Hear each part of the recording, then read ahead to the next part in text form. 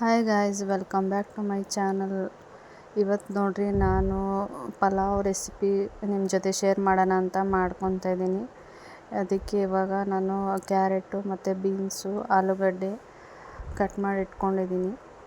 ಮತ್ತು ಮಸಾಲಾಗೆ ಸ್ವಲ್ಪ ತೆಂಗಿನಕಾಯಿ ಆ್ಯಂಡ್ ಶುಂಠಿ, ಬೆಳ್ಳುಳ್ಳಿ, ಕೊತ್ತಂಬರಿ ಸೊಪ್ಪು, ಈರುಳ್ಳಿ, ಟೊಮೆಟೊ, ಹಸಿಮೆಣ್ಸಿನ್ಕಾಯಿ, ಪುದೀನಾನ ತೊಗೊಂಡಿದ್ದೀನಿ.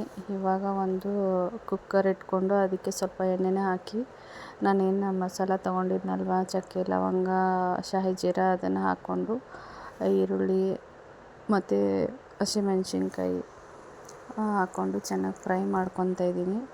ಆಮೇಲೆ ಅದಕ್ಕೆ ತರಕಾರಿ ಏನು ಕಟ್ ಮಾಡಿ ಇಟ್ಕೊಂಡಿದ್ನಲ್ಲ ಅದನ್ನು ಸೇರಿಸ್ಕೊತಾ ಇದ್ದೀನಿ. ಎಣ್ಣೆಲಿ ಅದು ಚೆನ್ನಾಗಿ ಹಸಿ ವಾಸನೆ ಹೋಗೋ ತನಕ ಚೆನ್ನಾಗಿ ಫ್ರೈ ಮಾಡಬೇಕು.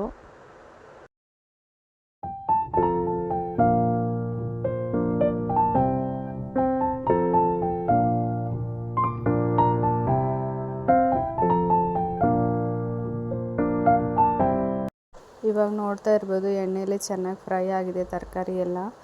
ಇವಾಗ ನಾನು ಒಂದು ಜಾರ್ಗೆ ತೆಂಗಿನಕಾಯಿ, ಶುಂಠಿ, ಬೆಳ್ಳುಳ್ಳಿ ಮತ್ತು ಕೊತ್ತಂಬರಿ ಸೊಪ್ಪನ್ನ ಹಾಕ್ಕೊಂಡು ಚೆನ್ನಾಗಿ ಪೇಸ್ಟ್ ಮಾಡ್ಕೊಂಡು ಬಂದಿದ್ದೀನಿ. ಅದನ್ನು ಸೇರಿಸ್ಕೊತಾ ಇದ್ದೀನಿ. ಇವಾಗ ಅದನ್ನು ಸೇರಿಸ್ಕೊಂಡು ಒಂದು 5 ನಿಮಿಷ ಚೆನ್ನಾಗಿ ಬೇಯಿಸ್ಕೊಬೇಕು, ಹಸಿ ವಾಸನೆ ಹೋಗೋ ತನಕ.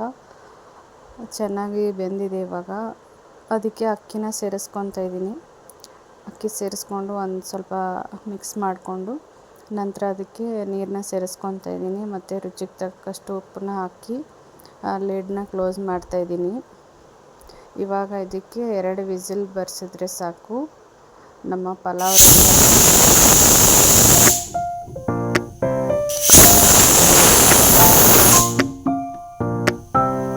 ಇವಾಗ ನೋಡ್ರಿ, 2 ವಿಸಿಲ್ ಆಯಿತು.